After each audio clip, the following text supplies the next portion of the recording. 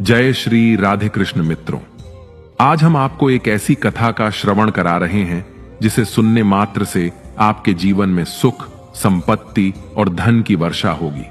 तो चलिए कथा को प्रारंभ करते हैं।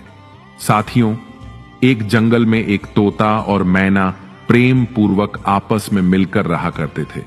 उनमें बहुत प्रेम था। एक दिन किसी विवाद के कारण तोता और मैना के बीच झगड़ा हो गया। तोते ने कहा, इस संसार में सबसे बड़ी पापी और विश्वासघाती स्त्री होती है। मैना ने जवाब दिया, इस संसार में सबसे ज्यादा पापी और विश्वासघाती पुरुष होते हैं।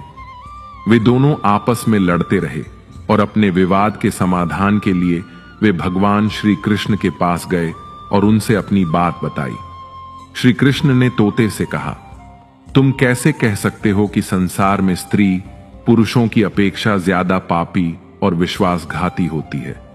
साथियों, अगर आप यह कथा सुन रहे हैं तो पूरा जरूर सुनिए। इस कथा को आधा अधूरा छोड़कर जाने की गलती मत करिएगा, क्योंकि इस पवित्र कथा को पूरा सुनने से मनचाहे फल की प्राप्ति होगी। इसलिए इस कथा को पूरा अवश्य सुने। आप भगवान श्री कृष्ण के भक्त हैं तो कान्हा का अनादर न करें। मित्रों, तोता बोला, प्रभु, मैं आपको एक कहानी सुनाना चाहता हूं जिससे हम सबको यह साबित होगा कि स्त्री पुरुषों की अपेक्षा ज्यादा पापी और विश्वासघाती होती है। फिर भगवान श्री कृष्ण बोले, ठीक है, तुम कहानी सुनाओ। तब तक माता रुक्मिणी आ जाती हैं और कहती हैं, प्रभु, मुझे भी यह कहानी सुननी है, मैं भी सुनना चाहती हूं। फिर भगवान श्री कृष्ण कहते हैं, ठीक है, बैठो। फिर तोता भगवान श्री कृष्ण और माता रुक्मिणी के सामने कहानी सुनाने लगता है। एक राज्य में अग्रसेन नाम का राजा राज्य करता था। उसके पास 4 बेटे थे जो सभी बहुत ही बहादुर और प्रतापी थे। लेकिन सबसे बड़ा बेटा, जिसका नाम चंद्रसेन था, वह ना केवल प्रतापी बल्कि बहुत ही सुंदर भी था। उसकी पत्नी चंद्रप्रभा भी बहुत ही सुंदर और रूपवान थी। वह अपने आगे किसी दूसरी स्त्री को सुंदर नहीं मानती थी। एक दिन राजा अग्रसेन ने अपने बेटे चंद्रसेन को उसकी किसी बात पर नाराज होकर राज्य से निकाल देने का आदेश दिया। राजा का यह आदेश सुनकर सभी इस बात से चिंतित हो गए। फिर चंद्रसेन अपने महल में गया और उदास हो गया। उधर चंद्रसेन को उदास देखकर उसकी पत्नी ने पूछा, प्राणनाथ, आप उदास क्यों हैं? आप इतने मुरझाए हुए क्यों हैं? राजकुमार होकर भी आप इतने चिंतित क्यों हैं? तब चंद्रसेन सोचने लगा कि मैंने बहुत बुरा किया है और अपनी सारी बात अपनी पत्नी को बता दी। उसी समय उसकी पत्नी मूर्छित हो जाती है। फिर दासियों ने चंद्रप्रभा पर गुलाब के पानी का छिड़काव किया। तब जाकर वह होश में आई। अब होश में आकर चंद्रप्रभा ने अपने पति राजकुमार चंद्रसेन से कहा, आप मुझ दासी को छोड़कर अन्य प्रदेश चले जाएंगे तो मैं आपके बिना कैसे जी पाऊंगी? मैं भी आपके साथ ही चलूंगी। तब राजकुमार चंद्रसेन कहता है, तुम मेरे साथ कैसे चल सकती हो? क्योंकि दूसरे राज्य में अनेक प्रकार के संकट होते हैं और तुम नर्म नाजुक महलों में रहने वाली हो। महलों के बिना यह कष्ट कैसे बर्दाश्त कर पाओगी? फिर राजकुमार चंद्रसेन की बात को सुनकर राजकुमारी चंद्रप्रभा कहती है, प्रीतम, जितने भी दुख दूसरे राज्य में आएंगे वह सब हमारे साथ होते हुए सुख ही लगेंगे। लेकिन महल के सुख बिना आपके जंगल के दुखों से भी अधिक डरावने लगेंगे। इसलिए मैं भी आपके साथ चलूंगी। अब तोता कहता है, प्रभु, राजकुमारी चंद्रप्रभा की आंखों में आंसू देखकर चंद्रसेन ने मन में सोचा कि वह मेरे बिना नहीं रह सकती। इसीलिए मुझे इसको तड़पते हुए छोड़कर जाना सही नहीं होगा। इन सभी बातों को सोचते हुए राजकुमार चंद्रसेन अपनी पत्नी चंद्रप्रभा से कहते हैं, तुम उदास नहीं होना, हम तुम्हें साथ लेकर जाएंगे। इस बात से चंद्रप्रभा खुश हो जाती है और अपने पति के साथ जाने की तैयारी करने लगती है। अगली सुबह वे राज्य से बाहर निकलकर एक जंगल में पहुंचते हैं। चलते चलते थक जाते हैं और फिर वे एक बरगद के वृक्ष के नीचे विश्राम करने का निर्णय लेते हैं। वे बहुत थके हुए थे। ठंडी हवा के झोंकों में उन्हें तुरंत नींद आ गई। परंतु कुछ देर बाद वहीं पर एक सांप ने चंद्रप्रभा को काट लिया। फिर तोता कहता है, हे प्रभु, आगे सुनिए। सांप के डसने से राजकुमारी तड़पने लगी और चंद्रसेन की आंख खुल गई। राजकुमारी को तड़पता हुआ देखकर और सांप को जाता हुआ देखकर चंद्रसेन बेचैन हो गए। फिर कुछ देर बाद राजकुमारी की मृत्यु हो गई। इस प्रकार मृतक राजकुमारी को देखकर चंद्रसेन ऊंचे स्वर में रुदन विलाप करने लगे। फिर चंद्रसेन ने मन में सोचा, अब जब जीवन संगिनी ही मर गई है तो मैं जीकर क्या करूंगा। मैं इसी जंगल में अपने प्राण त्याग दूंगा। ऐसा मन में सोचकर वह चंद्रप्रभा के शव के पास से उठता है और जंगल से लकड़ियां इकट्ठी करने लगता है और रोकर कहता है, मैं भी चंद्रप्रभा की चिता में जलकर मर जाऊंगा। बस उसी समय स्वर्ग से एक देवदूत आता है और चंद्रसेन को रोते हुए देखकर उसके मन में दया आती है। वह राजकुमार चंद्रसेन के पास जाता है और पूछता है, तुम क्यों रो रहे हो? आखिरकार तुम्हारा दुख क्या है? तो राजकुमार चंद्रसेन ने देवदूत से कहा, मेरे पास अपना दुख कहने की शक्ति नहीं है। मुझे चाहिए कि यह धरती फट जाए और मैं इसमें समा जाऊं। फिर देवदूत ने कहा, तुम मुझे अपना हाल बताओ, शायद मैं तुम्हारी मदद कर सकूं। चंद्रसेन ने कहा, महाराज, मैं एक राजकुमार हूं और राजा अग्रसेन का बेटा। मेरे पिता ने मुझे राज्य छोड़ने के लिए कहा था, इसलिए मेरी पत्नी और मैं इस जंगल में चलते चलते यहां आ गए। यहां आकर मेरी पत्नी को सर्प ने काट लिया और उसकी मृत्यु हो गई। अब मैं लकड़ियां इकट्ठा कर रहा हूं ताकि मैं अपनी पत्नी के साथ ही जलकर अपने आप को भी अग्नि के हवाले कर सकूं। फिर तोता कहता है, हे प्रभु, आगे सुनिए। चंद्रसेन की बातों को सुनकर देवदूत कहते हैं, राजकुमार, तू बड़ा मूर्ख है। यह संसार है, यहां इंसानों का आना जाना लगा रहता है। इस शरीर को एक दिन सबको त्यागना पड़ेगा। तू भी इसे जानता है। इस संसार में कोई भी किसी के साथ नहीं आता और ना ही किसी के साथ जाता है। फिर भी तुम मूर्खों की तरह यह बात कर रहे हो। अगर तू जीवित रहेगा तो बहुत सारी रानियां तुझे मिलेंगी।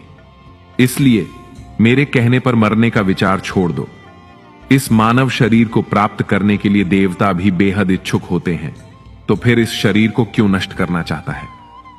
इस प्रकार देवदूत के शब्दों को सुनकर चंद्रसेन कहता है, महाराज, आपने जो कुछ कहा है वह सत्य है, किंतु ऐसी पतिव्रता पत्नी मुझे किसी जन्म में भी नहीं मिलेगी, इसलिए मैं इसके साथ ही मरूंगा।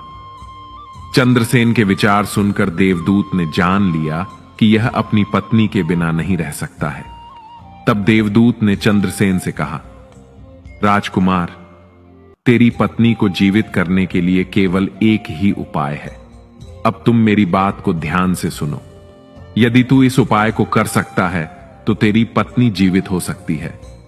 फिर चंद्रसेन ने कहा, महाराज, आप जो कुछ भी कहेंगे वह सब करने के लिए तैयार हूं, केवल मेरी पत्नी को जीवित कर देना। देवदूत ने कहा, तुम्हारी पत्नी की आयु केवल 20 वर्ष थी, जिसे इसने बिता दिया। इसके बदले तेरी उम्र 70 वर्ष की है, जिसमें से 30 वर्ष बीत चुके हैं। तेरे जीवन काल में 40 वर्ष अभी बाकी है, यानी तुझे 40 साल और जीने का अवसर है। यदि तू अपनी पत्नी को आधा अपने जीवन का समर्पण कर देता है तो तुम दोनों की आयु समान हो जाएगी। अगर तुम यह मान लो तो राजकुमारी जल्द ही ठीक हो जाएगी। इस तरह देवदूत की बात सुनकर राजकुमार चंद्रसेन ने कहा, मुझे मान्य है। फिर देवदूत ने चंद्रसेन के हाथ में पानी दिया और 20 वर्षों के लिए राजकुमारी के पैरों पर पानी डालने का संकल्प लिया। अब जैसे ही चंद्रसेन ने संकल्प किया कि वह जल को रानी के पैरों पर डालेगा, देवदूत ने कह दिया, पानी को पैरों पर डालने से पहले मेरी एक बात को ध्यान से समझ लो। इसमें एक गुप्त रहस्य भी है। अभी तो तुझे राजकुमारी की आवश्यकता है, तुम पानी डालकर उसको बचा सकते हो, लेकिन भविष्य में अगर राजकुमारी की आवश्यकता नहीं पड़ती है तो तुम अपने संकल्प को वापस भी ले सकते हो, और जब तुम यह संकल्प वापस लेते हो तो तुम्हारी पत्नी की तुरंत ही मौत हो जाएगी। परंतु एक बात हमेशा याद रखना, इस संकल्प को कभी वापस ले सकने की बात राजकुमारी से मत कहना, वरना तुम अपने संकल्प को वापस नहीं ले सकोगे। हमेशा याद रखना, जीवन में कुछ बातें हमेशा छुपा कर रखनी चाहिए, क्योंकि कभी कभी यह बात काम आ सकती है। फिर ऐसा कहकर और उस रानी के सामने न आकर वह देवदूत अंतर्ध्यान में चले गए। चंद्रप्रभा को होश आ जाता है। तब चंद्रसेन राजकुमारी से कहता है, तुम सो गई थी और बहुत थकी हुई थी, इसीलिए मैंने तुम्हें नहीं जगाया। इस प्रकार राजकुमार चंद्रसेन ने अपनी पत्नी से सारी बातें छुपा ली कि सर्प ने तुम्हें काट लिया था और तुम मर गई थी। मैंने तुम्हें फिर जीवित कैसे किया है, यह सब राजकुमार ने अपनी पत्नी से छुपा लिया। फिर तोता बोला, प्रभु। फिर वह दोनों आगे बढ़ गए। कई दिनों बाद उन्होंने एक बहुत ही सुंदर स्थान देखा। वहां पर एक भिक्षु की कुटिया थी। जब वे वहां पहुंचे तो उन्होंने देखा कि एक सुंदर युवा भिक्षु शांति से बैठकर कोई साधना कर रहा था। वे दोनों बहुत ही थके हुए थे, इसलिए वे भिक्षु के पास बैठ गए। उस समय राजकुमार ने अपनी पत्नी से कहा, राजकुमारी, हमें प्यास लगी है, हम कुएं पर जाकर पानी पी लेते हैं। अगर तुम भी प्यासी हो तो तुम्हारे लिए भी पानी ले आते हैं। राजकुमार की बात को सुनकर चंद्रप्रभा ने कहा, मुझे तो प्यास नहीं लगी है, आप जाइए और पानी पी आइए। इसके बाद राजकुमार चंद्रसेन एक लंबी रस्सी लेकर कुएं की ओर जाते हैं। जब चंद्रसेन पानी पीने पहुंचते हैं तो राजकुमारी चंद्रप्रभा उस भिक्षु की ओर देखती है। चंद्रप्रभा भिक्षु की सुंदरता को देखकर उस पर मोहित हो गई, अर्थात वह उसे दिल दे बैठी थी। अब वह भिक्षु से कहती है, हे महोदय, आप तो यहां बहुत खुशी से रहते हैं। भिक्षु ने कहा, तुम भी मेरे साथ रह सकती हो, लेकिन तुम्हारे पति भी साथ में हैं, तो हम कैसे तुम्हें रख सकते हैं। इसके बाद राजकुमारी चंद्रप्रभा ने भिक्षु के सामने अपनी प्रेम लीला प्रकट की। भिक्षु ने कहा, मैं एक उपाय बताता हूं, तुम अपने पति को जिस कुएं में वह पानी पीने गया है उसी कुएं में धकेल देना, फिर जो होगा हम देख लेंगे। चंद्रप्रभा ने कहा, ठीक है, मैं ऐसा ही करूंगी। इतनी ही देर में राजकुमार चंद्रसेन पानी पीकर राजकुमारी के पास आया तो वह कहने लगी, मुझे भी अब प्यास लग रही है, कुएं पर वापस चलकर मुझे भी पानी पिलाओ। राजकुमार चंद्रसेन बोला, मैंने तुमसे पहले ही पूछा था और तुमने मना कर दिया था। खैर, अगर तुम्हें प्यास लगी है तो मैं अभी पानी लेकर आता हूं। तब चंद्रसेन पानी लेने चला और चंद्रप्रभा भी उसके साथ चल दी और कहने लगी, मैं भी तुम्हारे साथ चलती हूं। बेचारा चंद्रसेन तो उसके प्रेम में पागल था। उसे क्या मालूम था कि यह मेरे प्राण लेने के लिए मेरे साथ आ रही है। साथियों, वास्तव में विद्वान सच कहते हैं कि स्त्रियों के चरित्र को देवता भी नहीं जान सकते। मानव क्या चीज होता है, उनके जाल में अच्छे से अच्छे बुद्धिमान भी फंस जाते हैं। जब राजकुमार चंद्रसेन कुएं पर जाकर पानी भरने के लिए डोल भरता है तो चंद्रप्रभा अपने पति यानी राजकुमार चंद्रसेन को धक्का देकर कुएं में गिरा देती है और खुद उस भिक्षु के पास चली जाती है। भिक्षु ने राजकुमारी को अपने साथ ले जाकर एक राज्य में बसाया। वहां दोनों खुशी से रहने लगे। भिक्षु ने फिर चंद्रप्रभा को ऐसा नाचना और गाना सिखाया कि वह नृत्यांगना के रूप में मशहूर हो गई। धीरे धीरे वह राजकुमारी पूरे नगर में प्रसिद्ध हो गई। इस तरह चंद्रप्रभा के नृत्य और गीत के कारण उस भिक्षु के पास लाखों रुपए बन गए। राजकुमारी भी उस भिक्षु के साथ मस्ती में रहने लगी। जिस समय चंद्रप्रभा ने अपने पति चंद्रसेन को कुएं में धकेल दिया था, तब संयोग से एक जंजीर जो कुएं में लटकी थी उसे चंद्रसेन ने पकड़ लिया था और उसे पकड़कर कुएं में लटकता रहा। ईश्वर को याद करते हुए वह सोचने लगा, क्या यही मेरे प्यार की सजा है। कुछ समय बाद बंजारों का एक काफिला वहां आया। काफिले में से एक बंजारा डोल लेकर कुएं का पानी भरने लगा। जब उसने पानी में डोल डाला तब चंद्रसेन ने उसका डोल हाथ से पकड़ लिया। बंजारा यह देखकर चौंक गया और पूछा, तुम कौन हो? राजकुमार चंद्रसेन ने कहा, भाई, मैं आफत का मारा हुआ हूं, मुझे यहां से निकालो और मेरी जान बचाओ। मैं सारी जिंदगी आपके उपकार को नहीं भूलूंगा। फिर राजकुमार बंजारे से प्रार्थना करने लगा। बंजारे ने चंद्रसेन के दुख को देखकर उस पर दया की और उसे कुएं से बाहर निकाल लिया। फिर पूछा, ए भाई, तुम कौन हो? तुम इस कुएं में कैसे गिरे? तुम मुझे अपना हाल बताओ। चंद्रसेन ने कहा, भाई, मैं अपना हाल आपसे कैसे कहूं? जो मुश्किलें मेरे साथ हुई हैं, भगवान न करें किसी के साथ ऐसा हो। फिर चंद्रसेन ने कहा, यदि तुम मुझसे जानना ही चाहते हो तो मैं आपको अपनी कहानी सुनाता हूं।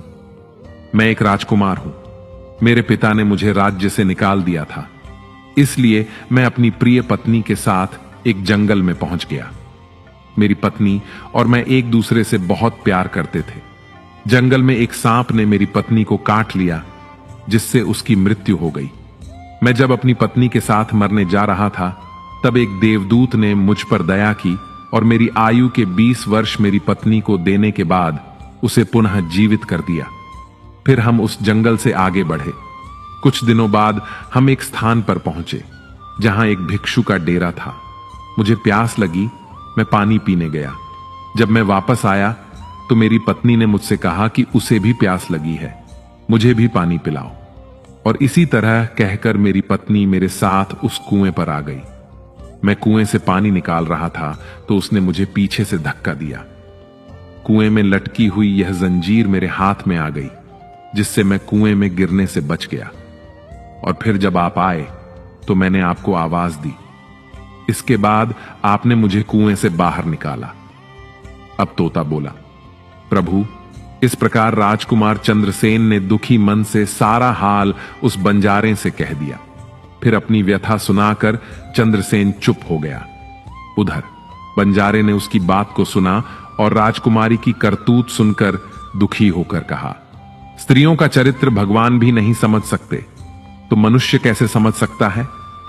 ऐसा कहकर बंजारे ने चंद्रसेन के सिर पर हाथ फेरा और कहा, तुम चिंता मत करो, भगवान बड़े दयालु हैं, वह तुम्हारी सहायता करेंगे। फिर उसने और कहा, तुम चाहो तो हमारे साथ कुछ दिन रुक सकते हो। राजकुमार चंद्रसेन उन बंजारों के साथ रहने को सहमत हो गया। फिर उनकी सहायता से वह कुछ दिनों बाद उसी राज्य में पहुंचा जहां उसकी पत्नी चंद्रप्रभा और वह भिक्षु रह रहे थे।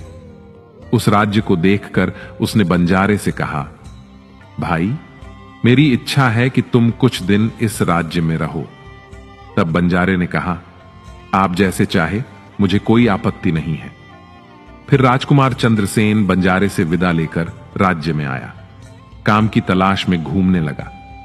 कुछ दिनों बाद राजकुमार की मेहनत को देखकर एक बड़े व्यापारी ने उसे अपने पास नौकरी पर रख लिया।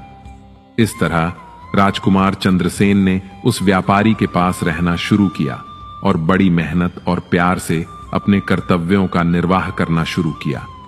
यह देखकर उस व्यापारी ने चंद्रसेन को बड़ा सम्मान दिया और उसे अपने यहां का मुनीम बना लिया। इस तरीके से राजकुमार चंद्रसेन के दिन खुशी खुशी गुजरने लगे। अब एक दिन नगर के राजा के यहां चंद्रप्रभा के नृत्य का आयोजन हुआ। राजा ने उस शहर के सभी बड़े व्यापारी और सेठों को अपने यहां नृत्य देखने के लिए आमंत्रित किया। जब राजकुमारी चंद्रप्रभा का नृत्य होने वाला था, शहर के सभी व्यापारी और सेठ साहूकार राजा के यहां पहुंच गए। चंद्रसेन, जो राजकुमारी के नृत्य और गायन की प्रशंसा सुनता था, उसने भी सोचा कि मुझे इस नृत्य को देखना चाहिए। वह भी राजा के दरबार में सेठ के साथ पहुंच गया। राजकुमारी ने अप्सरा के समान नृत्य किया और अपनी सुरीली आवाज में कई सुंदर रागों को प्रस्तुत किया। उसके गाने को सुनकर महफिल के सभी लोग आश्चर्य में आ गए और सभी ने बहुत सारे इनाम दिए। इसके साथ ही राजा से लेकर प्रजा तक सभी ने उसकी प्रशंसा की। राजकुमार चंद्रसेन ने अपनी अंगूठी निकाली जिसमें हीरा जड़ा हुआ था और वह अंगूठी चंद्रप्रभा को भेंट कर दी। इसके बाद चंद्रप्रभा ने अंगूठी को पहचान लिया और मन ही मन में कहने लगी, यह तो बहुत बड़ा आश्चर्य हो गया। मेरा पति जिंदा है, और यहां पहुंच गया है। अब वह मुझे नहीं छोड़ेगा।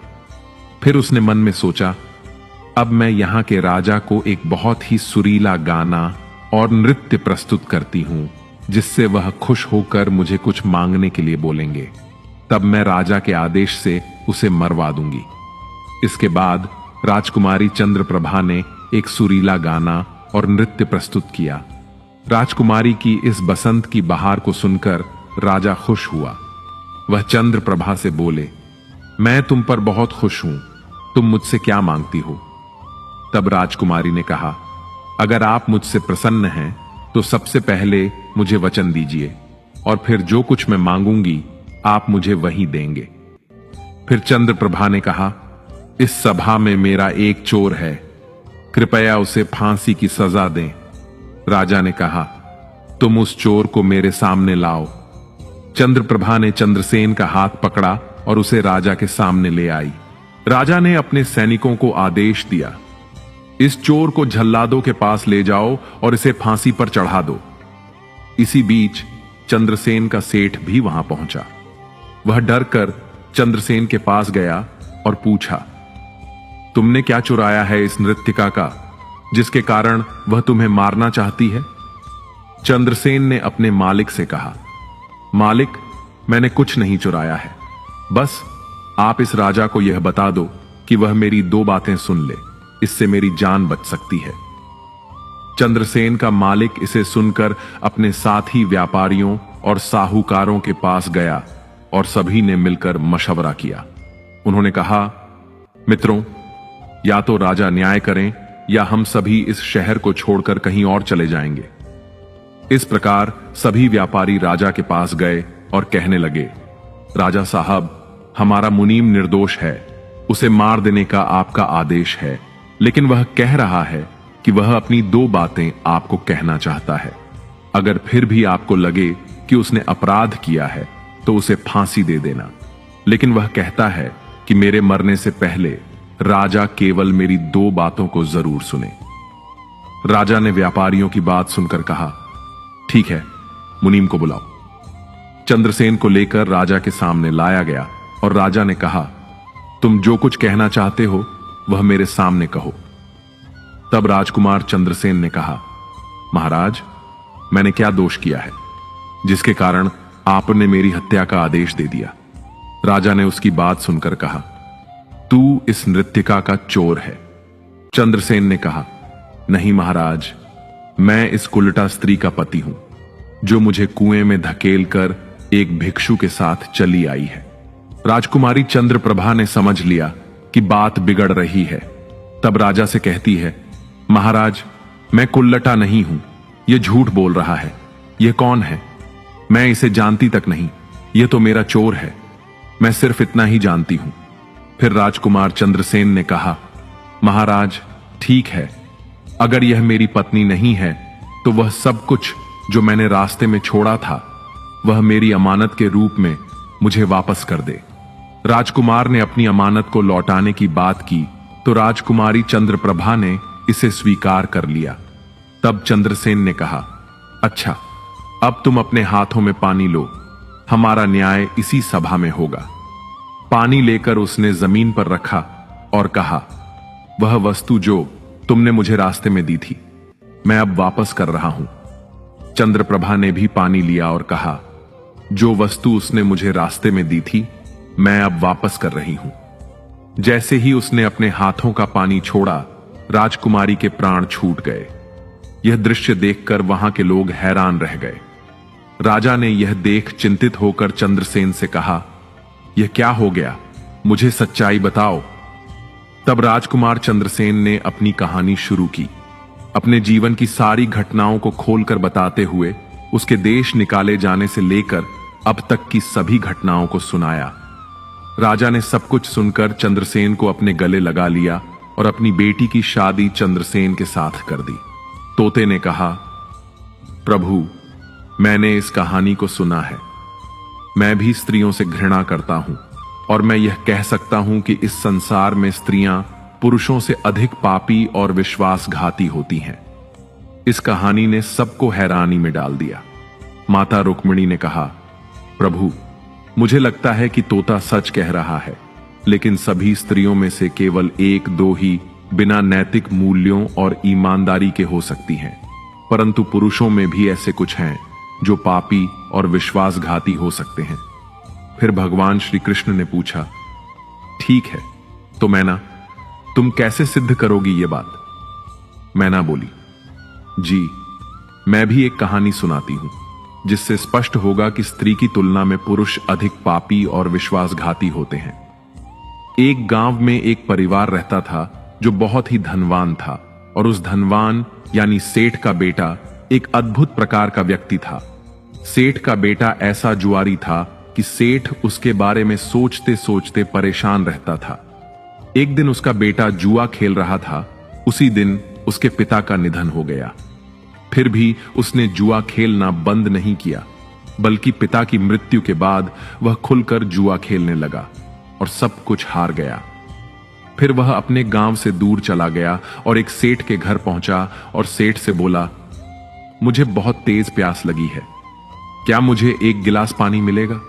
तो सेठ ने उस युवा से पूछा, तुम कौन हो, क्या करते हो और कहां से आए हो? इसके उत्तर में उस युवा ने कहा, मैं एक व्यापारी हूं और यहां से जा रहा था तो सोचा कि पानी पीकर चला जाऊं। तब सेठ ने पूछा, तुम कौन सा व्यापार करते हो? तब युवा कहता है, व्यापार करते समय मेरा सामान समुद्र में गिर गया, इसलिए यदि आप मेरी कुछ मदद कर दें तो अच्छा होगा। फिर सेठ ने लड़के की बात सुनी और फिर उसकी बातों के जाल में फंस गया और कहने लगा, बेटा, तुम तो ठीक हो और कुछ कमा भी लेते हो, तो क्या मेरी बेटी से विवाह करोगे? अब यह बात सुनकर युवा खुश हो जाता है और विवाह के लिए हां कह देता है, जिसके बाद दोनों का विवाह हो जाता है। प्रभु, इस प्रकार से वह सेठ अपनी बेटी को बहुत सारे धन के साथ विदा कर देता है। उधर युवा लड़के को तो बस केवल धन के लिए विवाह करना था, तो उसने वह भी कर लिया। अब विवाह के बाद जब युवा सेठ की लड़की को साथ लेकर जा रहा था तो एक जंगल आ गया। वहां पर युवा लड़का अपनी पत्नी से बोला, देखो, हम अभी जंगल में हैं, यहां कोई चोर हमारे गहनों को चुरा सकता है, इसलिए आप अपने सभी गहनों को मुझे दे दें ताकि हम सुरक्षित रख सकें। युवती ने अपने पति पर भरोसा किया और अपने सभी गहनों को उसे सौंप दिया। और क्यों ना करें, क्योंकि वह उनके पति थे। इसके बाद युवा ने अपनी पत्नी के गहनों को एक पारदर्शी कपड़े में बांध लिया और फिर वह जंगल में आराम से ठहरे। इस दौरान युवा के मन में लालच उत्पन्न हुआ। उसकी पत्नी के साथ जाने वाली एक दासी, जिसे सेठ ने अपनी लड़की के साथ भेजा था, युवा ने उस दासी को मार डाला। फिर उसने अपनी पत्नी को एक कुएं में गिरा दिया और मन में यह विचार किया कि मैंने इसके साथ सिर्फ धन के लिए शादी की थी, मुझे धन मिल गया, और उसने सोचा कि वह पानी में डूबकर मर जाएगी। इस तरह सोचकर वह युवा वहां से चला गया, लेकिन उसकी पत्नी नहीं मरी और वह कुएं से बाहर निकलने के लिए आवाज देती रही। कुएं के पास से एक आदमी गुजर रहा था और जब उसने किसी महिला की आवाज सुनी तो उसने उस महिला को कुएं से बाहर निकाल लिया। फिर कुएं से बाहर निकलने के बाद महिला ने अपनी सारी जानकारी उस व्यक्ति को दी और उस व्यक्ति ने महिला को उसके पिता के घर पहुंचा दिया। अब जब महिला पिता के घर पहुंची तो उसके पिता ने पूछा, तुम्हारे साथ क्या हुआ? महिला ने कहा, पिताजी, जंगल में कुछ चोरों ने हम पर हमला किया था और दासी को मार दिया, मुझे कुएं में धकेल दिया और पति के बारे में कुछ पता नहीं है। बेटी की बातें सुनकर सेठ जी ने कहा, कोई बात नहीं, भगवान सब ठीक करेंगे। मैना बोली, प्रभु, इस दुनिया में पुरुष ही विश्वासघाती और पापी हो सकते हैं। अब आपके हाथ में न्याय का फैसला है। मैंने भी आपको एक कहानी सुनाई है और तोते ने भी एक कहानी सुनाई है। अब आप ही न्याय करें। उसने अपनी पत्नी को मारा और सारा सामान लेकर के चला गया। अब तोता और मैना की कहानी सुनकर भगवान श्री कृष्ण बोले, ठीक है तोता और मैना, मैंने तुम्हारी कहानी को ध्यान से सुना है, अब मैं तुम्हारा न्याय करता हूं। सच में इस संसार में स्त्री और पुरुष के बीच ज्यादा पापी या विश्वासघाती कौन होता है, यह मेरे लिए स्पष्ट है। श्री कृष्ण जवाब देते हैं, बिना किसी शंका के यह सत्य है कि जिस इंसान की सोच उसके स्तर से नीचे जा सकती है और वही पापी और विश्वासघाती होता है, चाहे स्त्री हो या पुरुष। इंसान को किसी भी प्रकार के पाप करने से पहले यह सोचना चाहिए कि क्या वह सही कर रहा है या नहीं। पापी और विश्वासघाती होने की कोई जाति नहीं होती, वह इंसान की सोच और कृतियों का परिणाम होता है। साथियों, वास्तव में इंसान की सोच उसके स्तर से नीचे जा सकती है और यही उसे पापी और विश्वासघाती बना देता है। इस वीडियो में मुझसे कोई त्रुटि हुई हो तो मैं क्षमा चाहता हूं। उम्मीद है आपको यह वीडियो अच्छी लगी होगी। अगर आप भगवान श्री कृष्ण के सच्चे भक्त हैं तो चैनल को सब्सक्राइब और वीडियो को लाइक करके कमेंट में जय श्री राधे कृष्ण जरूर लिखें। जय श्री